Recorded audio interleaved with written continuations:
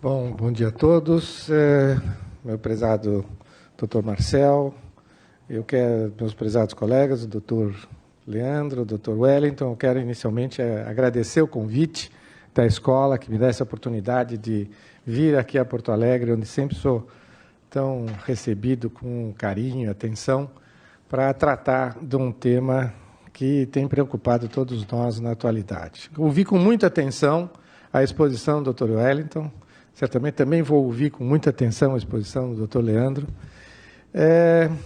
Entendi muito bem as ponderações e os temperamentos que foram feitos pela Procuradoria. Entendi da necessidade de proteção do crédito tributário. Mas a minha exposição vai começar com uma pergunta, porque o meu tema é planejamento versus cautelar, é qual crédito? Proteger qual crédito? E aqui eu quero trazer algumas ponderações, alguns desafios que atualmente, hoje, estão postos na mesa de todo aquele que vai se debruçar sobre o tema do planejamento tributário. Tem muito para falar sobre planejamento tributário? Tem. Está aqui saindo no forno a 4ª edição do meu livro, com mais 50 páginas do capítulo, porque sempre tem assunto novo a tratar. E aqui eu peço, doutor Marcel, que me policie, porque eu tenho ascendência italiana e, portanto, eu frequentemente não obedeço aos prazos. Tá? Então, me policie quanto ao tempo que eu tenho para falar. Muito bem, vamos lá. O que está preocupando hoje os que têm que lidar com o tema do planejamento tributário? Isso eu ouço no CARF, ouço de empresários, ouço de colegas, ouço de procuradores e de pessoal da Receita, enfim, está preocupando todos. Eu consegui reunir 2 conjuntos de temas. Um conjunto de temas ligado ao planejamento tributário em si e um conjunto de temas ligados às consequências da configuração de um planejamento tributário. Tá? O primeiro conjunto começa com uma questão que é a seguinte: é olhar historicamente o que aconteceu com o debate. O debate começou com todas as forças há 15 anos atrás. Eu tive uma certa responsabilidade por deflagrar esse debate quando publiquei a primeira edição do livro. Mas ele começou como um debate eminentemente conceitual.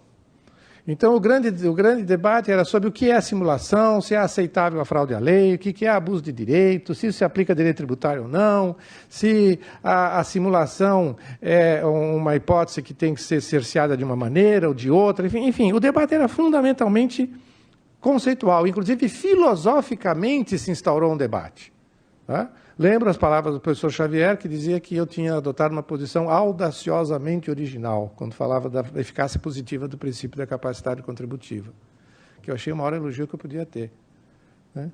Porque originalidade é uma qualidade quando se fala de estudo jurídico, e a audácia, todo advogado tem que ter um pouco. Então, para mim, eu tomei como um grande elogio. E se instaurou todo um debate sobre se tem eficácia ou tem eficácia, quando, na realidade, o que nós precisamos não é um grande debate teórico. E eu quero começar por aqui. Ou seja, hoje, 2019, o debate não é sobre categorias abstratas. Então, focar o debate em que é simulação, que é fraude à lei, que é planejamento agressivo, que é abuso de direito, o que é abuso de forma, o que é manipulação de estruturas jurídicas, que são todos termos, expressões que aparecem nesse âmbito, eu diria que são 6 expressões à procura de um significado. Basta pensar em simulação. O que é simulação? Quem estudou com o Silvio Rodrigues, simulação é vício da vontade. Quem estudou com Orlando Gomes é vício do motivo. Quem fez uma tese recente na USP, o Luiz Antônio, agora estou me faltando o sobrenome dele, ele disse que não é nenhuma nem outra, que é criar uma ilusão negocial. Ora, quando eu começo a falar em simulação e digo para o doutor Marcel, isso é um caso de simulação, eu estou pensando uma coisa e está pensando em outra. Então, o uso do conceito, me desculpem, ele atrapalha. Ao invés de ajudar e simplificar, ele atrapalha. E joga neblina sobre o que realmente é importante. O que hoje é realmente importante? É não batizar. Na quarta-feira, anteontem, eu estive no Rio de Janeiro, num evento na PGFN, onde estava o pessoal da Receita. Discutia-se esse tema. E eu disse, um dos melhores termos de verificação fiscal que eu li nos últimos tempos, a questão de 6 meses atrás, ele não me citava nenhuma vez, não usava nenhum conceito e estava absolutamente perfeito. Por quê? Porque o colega que me procurou e me trouxe o auto, é interessante que ele veio indignado. Dizendo, Marco Aurélio, olha que absurdo. Tá? Eu falei, como assim? Por que é absurdo? Ele não me diz o que eu fiz. Eu falei, como que ele não diz o que você fez? Ele relatou os fatos, direitinho, não omitiu, não. Relatou. Ele disse qual foi a lei que foi infringida? Disse. Uai. Ah, mas ele não disse se é simulação, se é fraude à lei, se é abuso. Eu falei, mas não precisa dizer. Ao contrário, você, ao utilizar uma expressão desse tipo, você catalisa um conceito que eventualmente não é o seu. Isso pode gerar consequências que nós vamos ver, especialmente mais adiante e talvez na parte prática. Eu diria, hoje o debate é fundamentalmente sobre fatos, sobre artificialidade, sobre a existência de montagens jurídicas. Agora, quando se fala de fatos, eu tenho que lembrar que, em geral, eu estou diante de uma discrepância de qualificação jurídica de fato certo. Esse é um ponto. Aquele fato, ninguém tem dúvida. Só que o fisco vem, o contribuinte vem e diz, isso é uma cisão seletiva. Vem o fisco e diz, não, isso é uma venda de participação societária. Não, mas aquilo que é uma ata de uma assembleia que fez isso aqui, onde que está a dúvida? A dúvida, em geral, não está na lei. A dúvida está em como qualificar juridicamente aquele fato que é certo. E aqui é um problema. Inclusive, fica aí um ponto. O STJ admite RESP para discutir qualificação, não para discutir o fato, mas para discutir qualificação jurídica de fato certo. Então, além disso, para ter uma qualificação jurídica, eu preciso construir aquilo que se chama o conceito do fato, ou seja, o que eu entendo de relevante no fato a ponto de levá-lo a esta ou aquela qualificação jurídica. O que interessa saber, portanto, é se aquela operação é aceitável ou não para o fim de produzir a redução do tributo. Se houve uma montagem, uma manipulação de estruturas jurídicas para escapar de uma incidência ou para se enquadrar numa norma mais vantajosa. Esse é o primeiro desafio que nós temos. É a questão dos fatos. E perder aquele afã de querer rotular. Rotular, a gente rotula depois, tá, que tiver formada a conclusão, se for necessário. Tá? Segundo desafio, hoje ganhou muita importância o chamado planejamento tributário abusivo. Essa é uma expressão que aparece tanto no Brasil como no exterior. No exterior, quando se vai ao BESPS, fala-se de agressivo. Mas quando se vai a alguns outros textos, por exemplo, do Canadá, fala-se em abusivo. E aqui eu tenho uma perplexidade. Abusivo em que sentido? Tá? E quando que eu posso dizer que uma conduta foi abusiva? Porque ao se reconhecer que ela é abusiva, isso vai ter um desdobramento nas penalidades, com umas consequências que nós vamos depois lembrar. E que eu vou deslocar a dúvida para a área penal, não para a área tributária. Chega das minhas dúvidas, eu vou jogar umas dúvidas para a área penal. Bom, abusivo em que sentido? O conceito de abuso é um conceito aberto.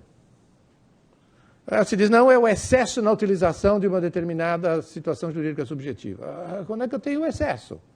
O nítido, eu identifico, mas onde eu faço a linha de corte?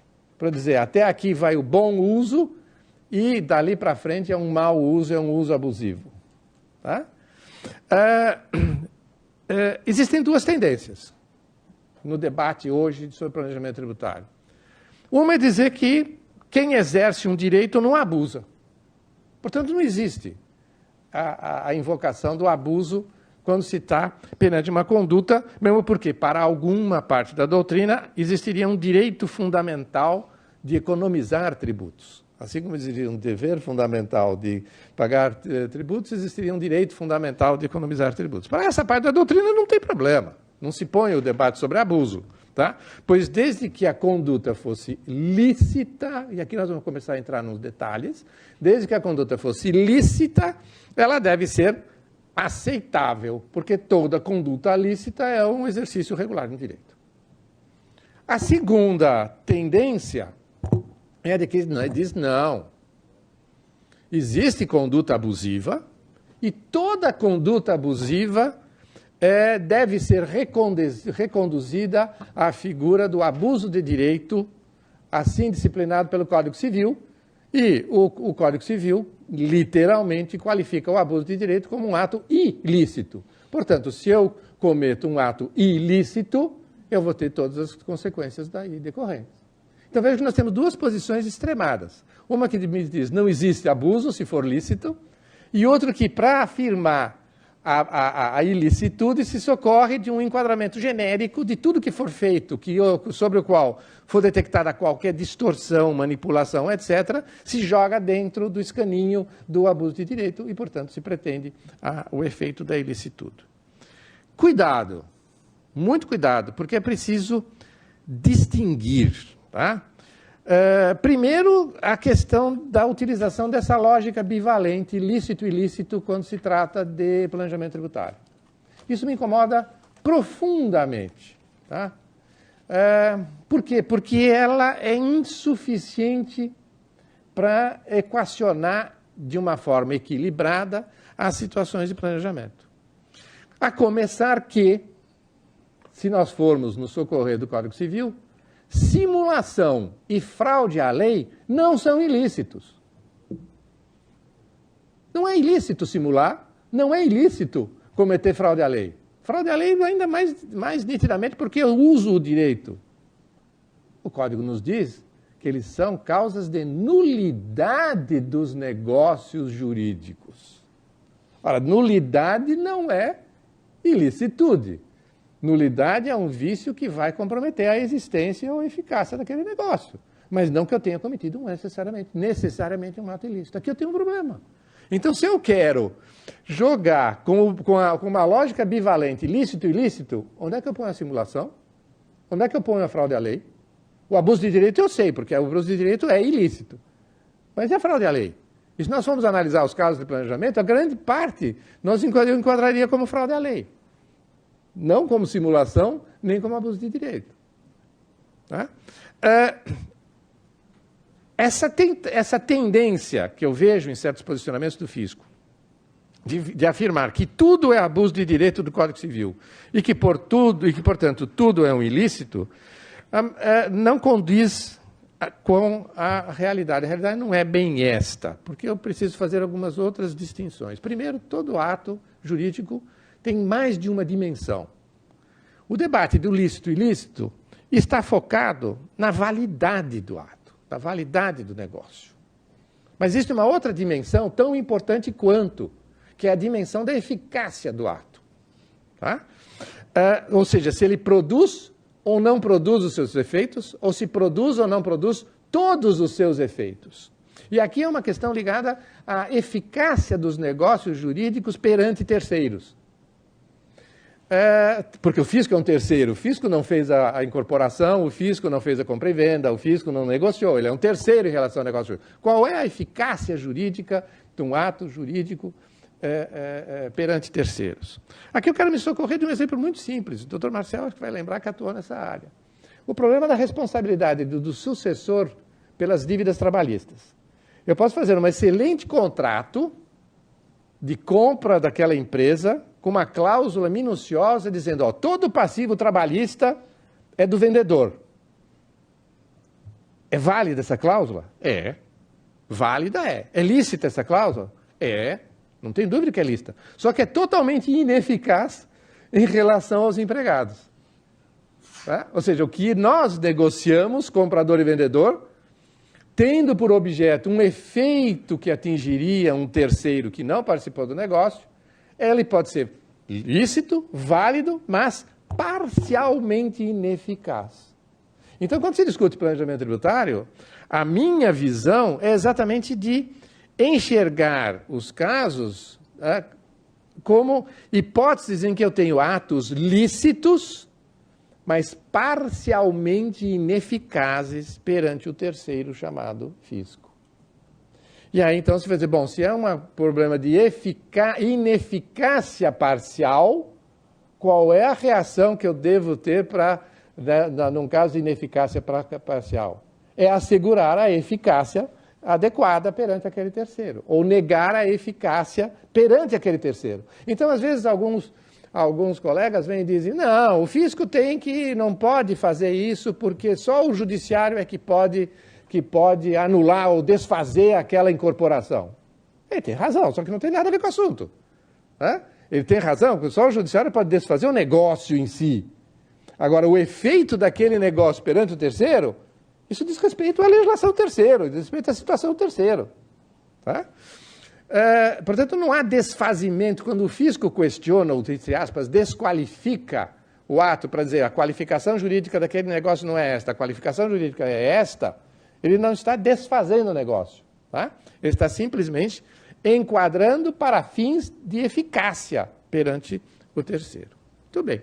Não há, portanto, desfazimento pelo fisco, nem decretação de nulidade pelo fisco. Não afeta em nada o negócio.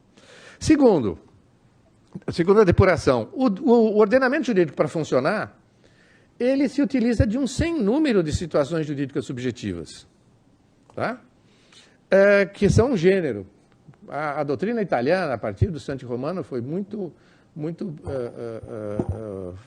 criativa nesse sentido, no bom sentido, de explicar todas as situações jurídicas subjetivas ativas e passivas que o ordenamento pode prever.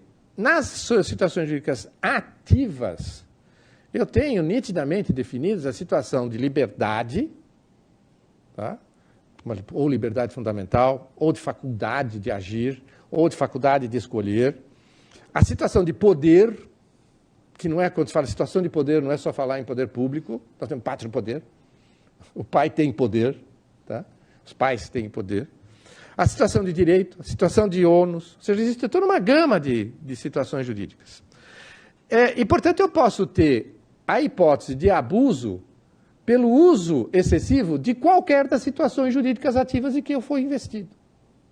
Então, eu posso ter abuso de poder. No direito administrativo, transitamos há mais de 100, 200 anos com esse tema do abuso de poder. Tá? Eu posso ter também abuso de liberdades. E aqui, então, se nós quisermos fazer uma análise para ficar só dentro da sistemática do Código Civil, nós vamos lembrar que o Código Civil tem 2 artigos importantes para essa conversa. Um artigo 187, que prevê o abuso de direito, que é uma situação jurídica ativa que tem um sujeito determinado, tá? E um conteúdo de conduta também definido. Mas eu tenho o 421, que prevê a liberdade de contratar, que não tem um conteúdo comportamental definido. Ter uma liberdade de contratar é fazer o quê? Ter um direito é, eventualmente, o inquilino ter o direito de purgar a mora em juízo tal qual previsto no artigo 50 e tanto da lei do inquilinato. Aqui eu tenho um direito bem definido, tá? Então, quando se fala, eu quero invocar o abuso de direito do Código Civil, cuidado, porque o sentido de direito lá é o sentido restrito. O que realmente se está querendo dizer quando se afirma que o contribuinte realiza manipulações de estruturas jurídicas é abuso da liberdade, do 421. Eu estou abusando da minha liberdade de contratar para criar uma estrutura jurídica desenhada da forma que me interessa, para economizar um tributo, para deixar de pagar, etc. Então, esse, aliás, foi em função desse tema que eu fiz um desdobramento num capítulo do livro, tá? Que exatamente mostra abuso não é só abuso de direito. Abuso no ordenamento jurídico pode ser abuso de qualquer situação jurídica ativa. Abuso da faculdade de recorrer, está aí jurisprudência sobre abuso do poder público, abuso da liberdade de contratar. Tá? E no planejamento tributário eu estou muito mais, eu diria que 90 e tantos % dos casos são de abuso de liberdade de contratar do que abuso de direito, tecnicamente, do artigo 187. O que tem um efeito prático importantíssimo, porque se eu não estou no 187, estou no 421, Eu estou no âmbito da licitude, não do âmbito da ilicitude. Tá? Portanto, da licitude cujos efeitos precisam ser neutralizados. Tá? Muito bem. Terceiro ponto. Está ligado à importância do motivo. Hoje, quando se fala, propósito negocial. Vamos falar de planejamento tributário, propósito negocial. E aqui eu tenho que começar fazendo uma advertência terminológica, porque eu já li, se quiser, depois se tiver interesse, eu digo onde está publicado um artigo de um colega, muito inteligente, mas que, a meu ver, embaralhou as ideias. Quando se fala de propósito negocial em matéria de planejamento tributário, automaticamente alguém levanta uma bandeirinha dizendo business purpose. O Marco Aurélio defende o business purpose, tá? Que é uma linha de interpretação e tratamento do planejamento tributário no âmbito americano, Estados Unidos. Tá? Lá, business purpose é propósito econômico mesmo. Há até uma tabelinha de perguntas, um checklist na experiência americana para aferir se houve um efeito econômico vantajoso com aquele planejamento ou não, se melhorou a lucratividade, se ganhou mercado, etc, etc, etc.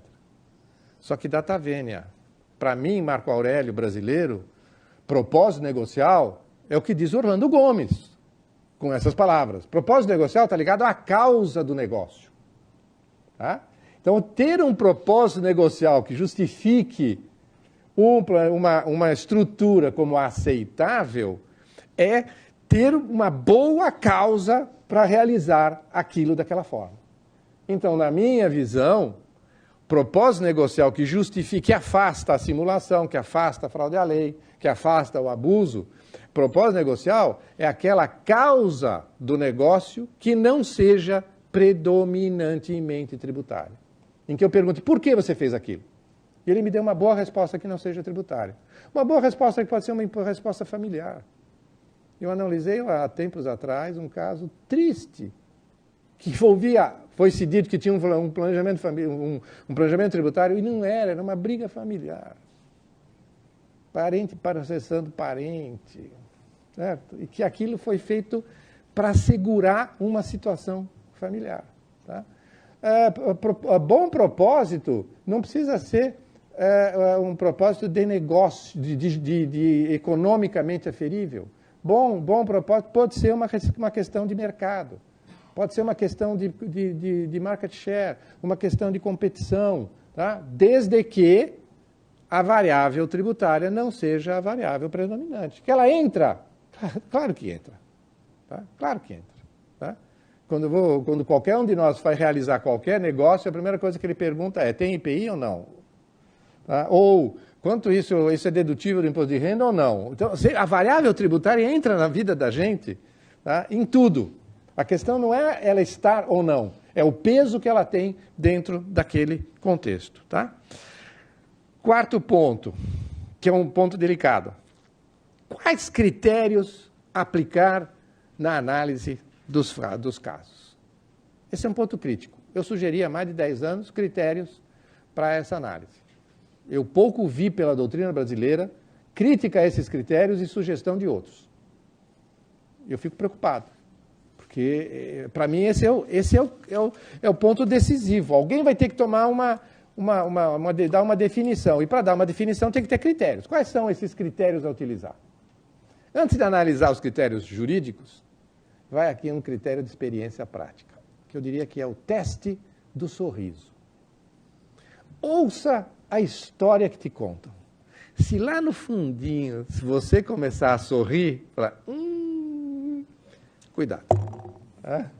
Depois vamos para os critérios jurídicos, que eu divido em 4, tá? Como se fossem 4 peneiras a serem passadas para dizer o que é aceitável e o que não é aceitável. Tá? 2 critérios negativos que dizem respeito a defeitos. Se aquelas operações foram realizadas, têm defeitos. Esses 2 critérios são de uma perspectiva estrutural. Primeiro, ilicitude. Se isto for ilícito, então me desculpem, não estamos mais no âmbito do planejamento tributário, isso é problema de sanção, de infrações, enfim. Mas Qual ilicitude? Como eu já ouvi uma vez, um planejamento que me exibiram e disseram, mas espera aí, me explica, não estou entendendo esse planejamento. Ah, era para fugir de uma norma, de um órgão controlador. Não, espera um pouquinho. Era para fugir da norma do órgão controlador, você está de uma forma indireta cometendo uma infração lá. Então não venha querer aqui ter um efeito econômico vantajoso se você está descumprindo CVM, Bacen, Anatel, sei lá qual ANEEL, seja lá qual for o órgão controlador. Então não é a ilicitude do crime, tá? É a ilicitude perante o ordenamento jurídico que te rege. Tá? Segundo, é o das patologias. Tá? Segundo, então, passou pela peneira da ilicitude? Tem ilícito? Não, não tem. Beleza. Tem patologias, simulação, fraude à lei, abuso de formas, manipulação de estruturas, etc. Não tem. E aí vem toda a discussão qual o perfil de cada uma dessas figuras. Se eu passar por essas duas peneiras negativas dos defeitos, então eu entro em mais duas peneiras positivas de qualidades.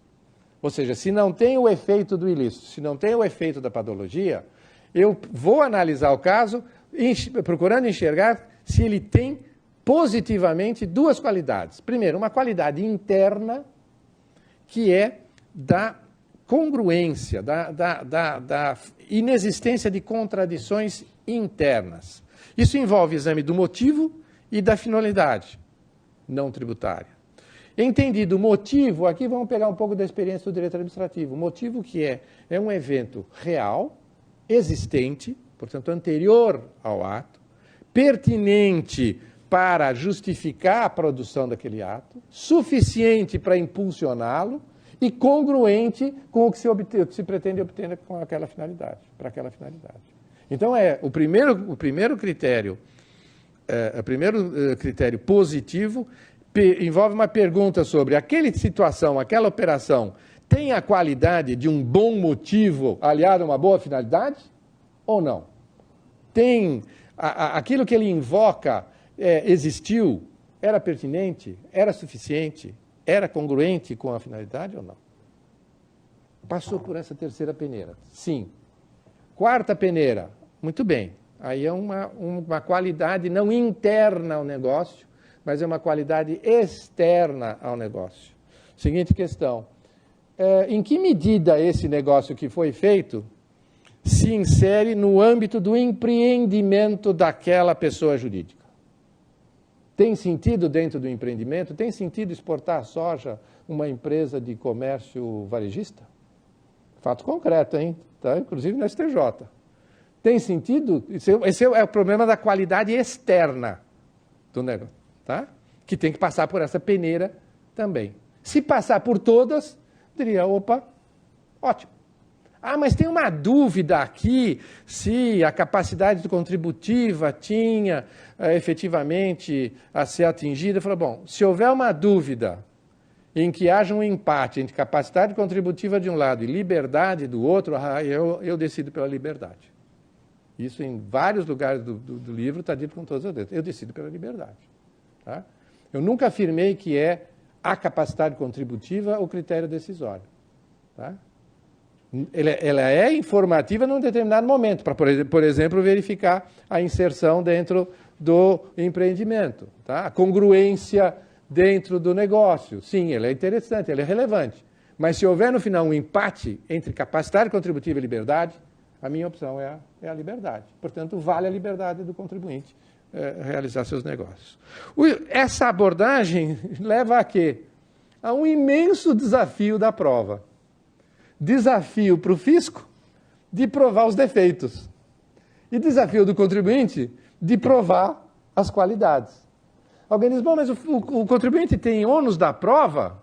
O ônus da prova não é só do fisco no 142? O ônus da prova do fornecedor é do fisco. Mas o ônus da prova do motivo e da finalidade, o fisco não sabe. Nem tem como saber. Isso é o ônus da prova do contribuinte que diga, eu fiz isto por quê? Eu fiz isto porque eu exportei um navio de carne para a Rússia, o navio estava no meio do Atlântico e, de repente, eu ligo a televisão, aparece lá a cara do Putin embargando a carne brasileira. O que eu faço com aquele navio? Desvio para um país que queira comprar, porque para lá eu não vou conseguir desembarcar. Então, alguém que o fisco vem dizer, você fez uma venda para a Uganda, mas você simulou que era uma venda para a Rússia. Não teve simulação nenhuma. Eu é que sei o motivo. Então, esse ônus da prova é meu de contar essa história. Tá? Então, quando se fala de ônus da prova, é uma questão delicada, porque em matéria de planejamento, ambos têm a sua responsabilidade de produção probatória. Quantos minutos eu tenho? Por favor. Tem tempo que o senhor precisa. Não diga isso, que nós não saímos daqui hoje. Que eu tenho estoque que tanto para falar. Bom, Tendo uma aproximação assim, o senhor teria tranquilamente mais 35 minutos. Não, eu Leandro. Eu quero ouvir o Leandro. O senhor pode esgotar. Tá bom, então vamos lá. Então, tudo bem, teria mais para falar sobre essa parte do planejamento em si, dos desafios do planejamento em si hoje. Então, prova, motivo, critérios, a qualificação jurídica do fato, esses são os desafios de hoje. Mas eu vejo também 4 grandes desafios no âmbito das consequências, a partir do momento que eu identifico um planejamento tributário inaceitável, seja por abusivo, seja por simulado, seja por que razão for. E aqui eu vou esbarrar um pouco com o que o Dr. Wellington disse, usando uma expressão bem sutil, dizendo que é não propor a cautelar fiscal em relação a todos aqueles que, eventualmente, não contribuintes apenas. Aqui nós estamos num dos problemas mais delicados que nós temos que enfrentar. Hoje está posto na prática pelas autuações, está posto na prática pela publicação no parecer normativo número 4 de 2018, que é qual é o alcance do artigo 124, número 1 do Código Tributário Nacional, que de uma forma singela e franciscana diz apenas que são solidários no crédito todos aqueles que tiverem interesse comum na situação que constitua fato gerador do tributo. Está posto o problema. Maior do que os senhores imaginam. Há vários, eu ainda não sei se é uma dezena, só posso falar que é vários, mas são vários, eles são autos de infração que são lavrados em relação, colocando como solidários, todos aqueles que, de alguma forma, tenham tido qualquer ato que tenha contribuído para a produção daquele efeito final, resultado final, que foi a redução do tributo. Então, tem autos de infração em relação a contadores, a advogados, escritórios de advocacia, vários, a instituições financeiras, várias, né? Colocados como solidários. Eu não estou discutindo aqui o 134 e 135, tá? Eu estou discutindo aqui só o 124, número 1. Tá? Quem tem interesse comum na situação que constitua fato gerador do tributo? Aqui eu paro um pouco e me pergunto, qual é o fato gerador do tributo? Cada tributo tem o seu fato gerador. Imposto de renda é operação, ICMS é operação mercantil, ISS é prestação de serviço. Qual seria o fato gerador relevante no âmbito federal?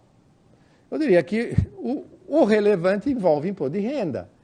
E é muito comum, nós temos duas situações. Uma situação que é um ganho de capital, que se disfarça, evita, distorce, seja lá o que for, para que não apareça ou apareça menor do que é. Então, ganho de capital, tributado, e tenho a utilização de uma despesa inaceitável pelo fisco. Hoje em dia, as chamadas despesas de amortização de ágio, tá? Que é um outro tema delicado. Tá? Vou fazer um parênteses para eu tomar um gole de água, que é o seguinte, os casos que nós vamos ver na parte prática são os mais fáceis. Vamos lá. Qual é o fato gerador, então, quando eu estou falando de ganho de capital? Quem é que pode ter interesse comum no ganho de capital? Se é interesse comum no fato gerador, então não é interesse comum num antecedente do fato gerador, porque uma coisa é ter interesse comum no ganho de capital, outra coisa é ter interesse comum na incorporação. Eu sou um acionista minoritário. Eu tenho interesse naquela incorporação, votei a favor. Eu tenho interesse comum num antecedente do fato gerador. Ou posso ter um interesse num desdobramento do fato gerador. Aí isso gerou um lucro maior, que vai gerar uma distribuição de dividendo maior. Eu, acionista que recebi um maior dividendo, tenho interesse comum na situação que constitua fato gerador? Na minha opinião, não. Não. Mas fala, mas espera um pouquinho. Há um risco nesse tema, que é o risco que eu estou sentindo, eu não posso afirmar, porque nunca ninguém me disse isso, mas o risco que o meu feeling, tá? Um dia me diziam, ai, Marco, o que a gente tem que ser para ser um bom advogado? Precisa ter faro.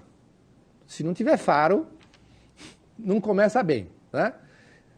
Então, o meu feeling diz que por baixo dessa discussão do 124.1 tem uma tentativa de aplicar ao direito tributário o mesmo modelo de autoria adotado no direito penal. Ora, primeiro eu entendo que aqui o 124.1 não está vinculado à ideia de direito penal. Apesar das semelhanças que alguns autores pretendem fazer, que eu não faço, mas apesar das semelhanças que alguns fazem, aqui o direito tributário não é primo do direito penal.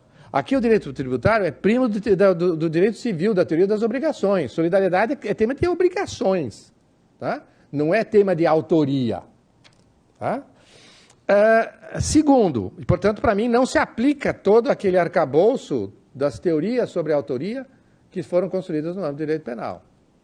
Segundo, se fossem aplicadas essas teorias, não seria aplicada a teoria da causação ampla, que é um tipo de interpretação que se dá do artigo 29 do Código Penal. Tá? Porque o Código Penal, todo aquele que contribuir para o resultado será autor, mas respondendo cada um pela sua grau de culpabilidade. Ora, causação ampla, cautela, tem críticas muito sérias à aplicação da teoria da causação ampla. Recomendo, porque estou terminando a leitura, um livro que tem artigos de são quatro, o Luiz Greco e mais 3 brasileiros que estão na Alemanha, tá? Luiz é meu sobrinho, sobre a autoria, a questão da autoria em direito penal, que ele examina o artigo 29 do Código Penal brasileiro. Tá? A aplicação da teoria da causação ampla seria dizer, bom, os pais são também coautores do crime praticado pelo filho, porque se não existissem os pais, não existiria o filho. Então, eles, de alguma forma, contribuíram para o resultado. Tá? O que, obviamente, é inadequado. Ou seja, se for para aplicar o modelo do direito penal, não será o modelo da causação ampla. Porque hoje, na causação, esse modelo está sendo trazido para aplicar o 124.1. Há autuações em que eu tenho dificuldade de identificar qual foi a conduta daquele que foi colocado como solidário. Há termos de verificação fiscal que a imputação feita a certos solidários não passa de 5 linhas. Ah, sim, mas ele compareceu à Assembleia tal. Opa, peraí. E virou coautor e solidário da dívida pelo ganho de capital que a empresa lá embaixo fez. Opa, calma, né? Devagar com a dor. Tá? Então, nós temos que, no direito tributário, se nós quisermos aplicar o modelo do direito penal, ao interpretar o 124.1, nós temos que fazer uma distinção entre autoria e participação. Tá? Autor é o contribuinte mesmo. Tá? E aquele que estiver comungando da situação jurídica de contribuinte. São os irmãos que são cotitulares de um imóvel. São as pessoas jurídicas que são condôminas de um determinado bem. Tá? Aqui sim, eu posso aplicar o 124.1, mas posso dizer que seria aplicável a teoria da autoria, mas e os outros? E o assessor? E o banco? E o diretor operacional? Tem um auto de infração que colocou 32 diretores como solidários. Não posso revelar o nome, mas ele colocou 30. Mas pera um pouquinho, será que todo mundo se juntou para cometer aquilo? Aí, então, tem que se fazer uma depuração. Essa depuração ainda não foi feita, nós estamos no olho do furacão. Tá? Então, eu diria, vai chegar... Não há muita jurisprudência, há poucas decisões judiciais sobre o tema de planejamento tributário, mas por N razões. Tá? Mas eu antevejo que nós vamos ter aí um debate delicado a ser desenvolvido. Mas tudo bem. 124.1 é aquele que for autor do fato gerador, quem auferiu o ganho de capital. Tá? Terceiros poderiam ser alcançados? Então, eu tenho uma interpretação restritiva do 124.1. Não pega o sócio e não vai pegar quem participou da incorporação lá atrás, mas sim quem teve o ganho de capital. Mas aí vem a pergunta, poderiam estes serem alcançados?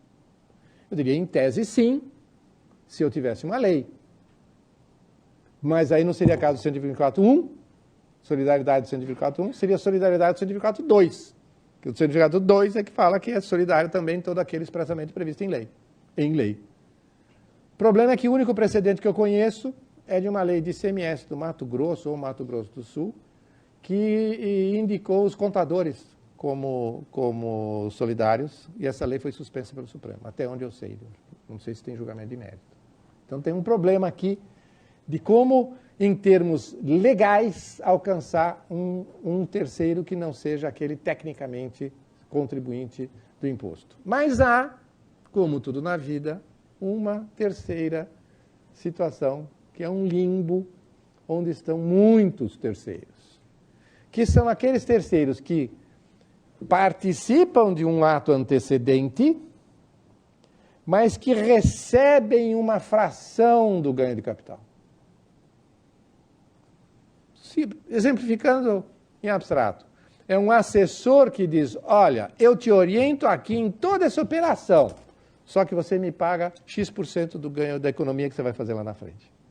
Aí tem uma pergunta, este que tem uma participação na economia tributária que vai ser gerada pelo antecedente do qual ele participa, ele tem interesse comum ou não?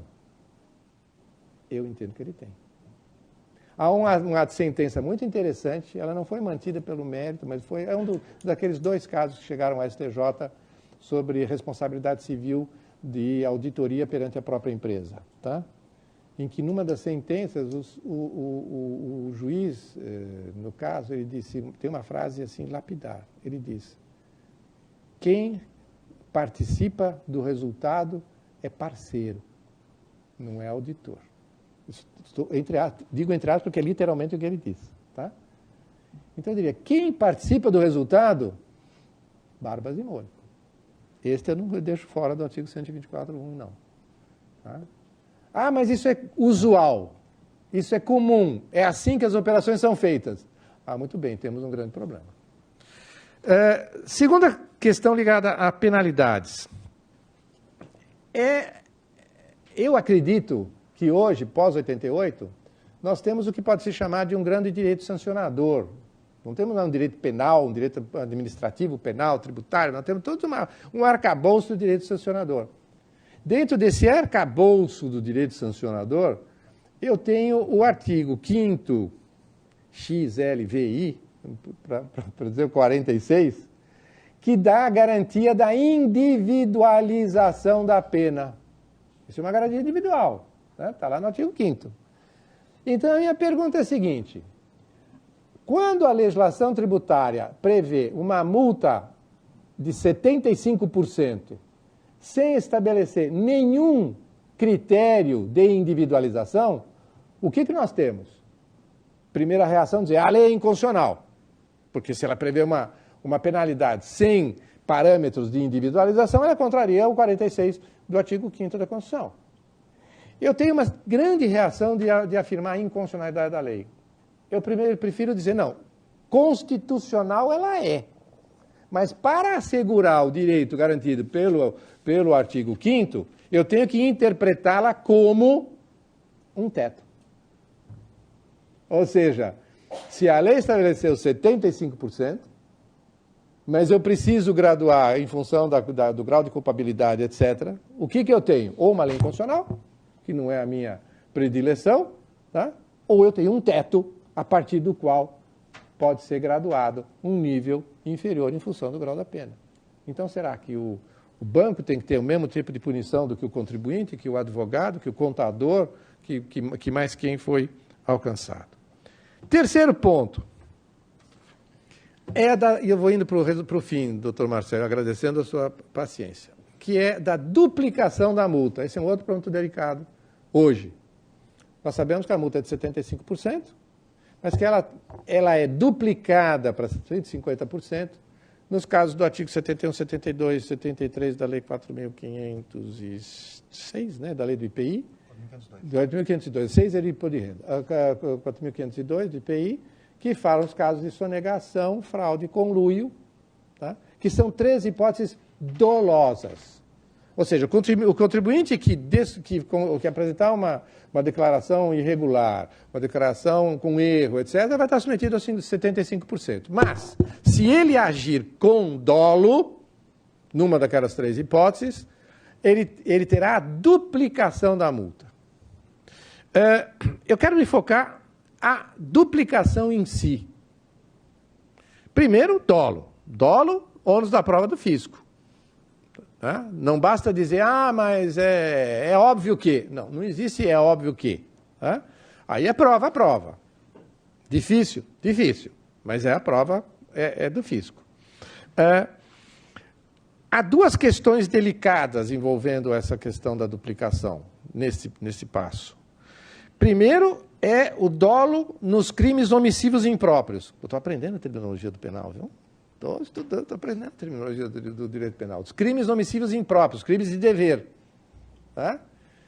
Até que ponto eu consigo atrelar um crime de dever a uma ação praticada por alguém num contexto de planejamento tributário? Ele deveria ter se recusado a fazer ou não? Ele dolosamente, tendo consciência, não se recusou e deixou que acontecesse? Ele não impediu que... Porque essa vem a questão, fala, bom, mas passou pela mesa de todo mundo e ninguém falou nada? Aqui eu tenho que aprofundar a discussão sobre os crimes omissivos impróprios. Tá? Segundo ponto, até que ponto é relevante a invocação de boa-fé? Por quê? O que chega ao judiciário é aquilo que passou já pela fase administrativa. E o que chega na fase administrativa já passou 3, 4 anos do fato que aconteceu. Portanto, estão chegando no judiciário hoje, 2019, casos que são de 2008, 2007, 2010, na melhor das hipóteses, porque o fisco demora sempre uns 3 ou 4 para autuar, tem mais uns 4 ou 5 para fase administrativa, e, portanto, nós temos um lapso temporal grande. Pergunta é, eu tenho que examinar a questão do dolo com que olhos? Com os olhos de hoje, como eu vejo o dolo, conduta dolosa, ou com os olhos da época? Porque se nós vamos olhar nos olhos da época, ele consultou o auditor interno, ele consultou o auditor externo, ele consultou o advogado interno, ele consultou o advogado externo, ele consultou todo mundo dizia que podia fazer. Era usual que fosse feito. Como fica o dolo? Aí eu posso dizer, não, você deveria em 2007 saber que não deveria ter realizado a conduta daquele jeito, mas de outro. Tá? Eu fico incomodado. Não vou te dar uma resposta categórica. Eu gostaria até depois de ouvir, depois talvez na atividade prática a gente possa conversar um pouco mais. Por último, e aqui eu vou encerrar mesmo. 4ª questão ligada a penalidades. É um problema de que, a meu ver, e até publiquei um artigo aqui num volume coletivo coordenado pelo Pedro Adami e pelo Arthur Ferreira Neto, que é o problema de um bis in idem vedado.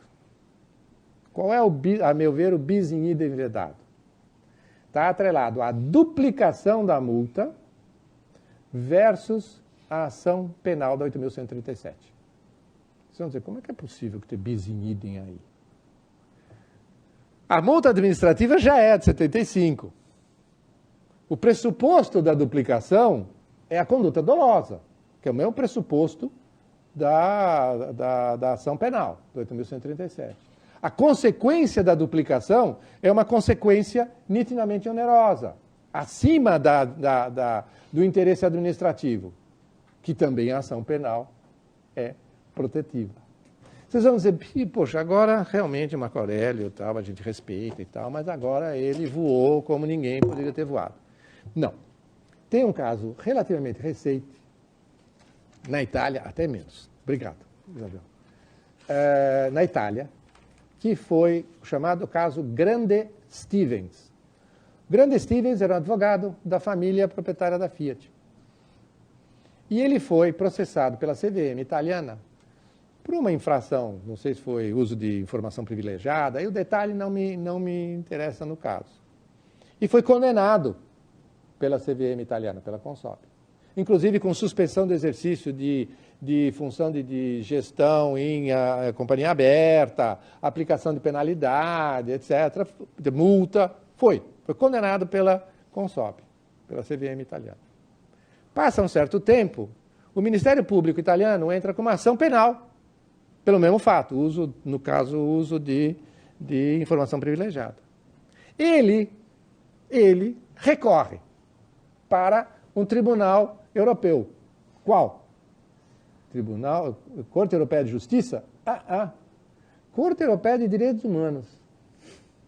Dizendo, eu estou sendo duplamente processado pelo mesmo fato, com consequências de natureza penal.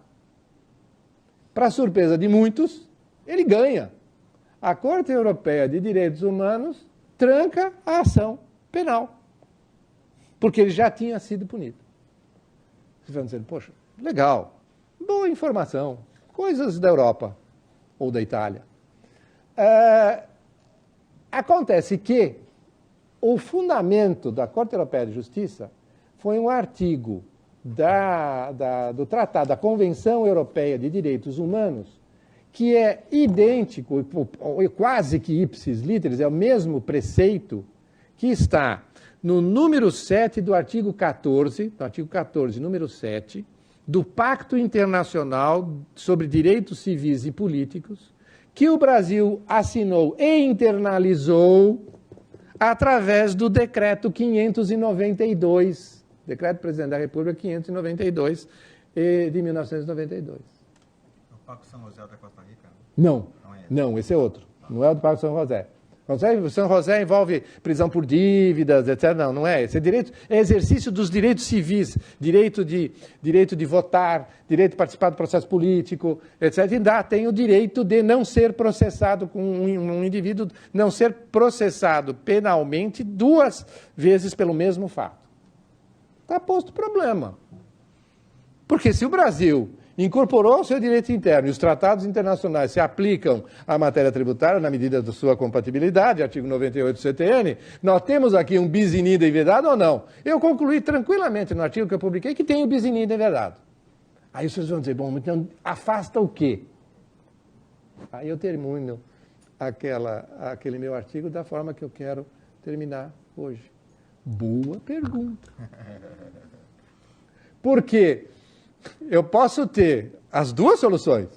O fisco vai dizer, eu não posso abandonar a duplicação da multa, porque eu estaria cometendo uma ilegalidade. O MP vai dizer, eu não posso renunciar à titularidade da ação penal. Como ficamos? Nós ficamos na situação que é a pior das situações, que é a situação de indefinição. Então, eu diria, diante de todos esse quadro ligado à identificação do planejamento tributário, à mensuração da dívida a ser cobrada e, portanto, da proteção a ser dada pela medida cautelar fiscal, eu diria, será que a cautelar é o caminho mais adequado? Muito obrigado.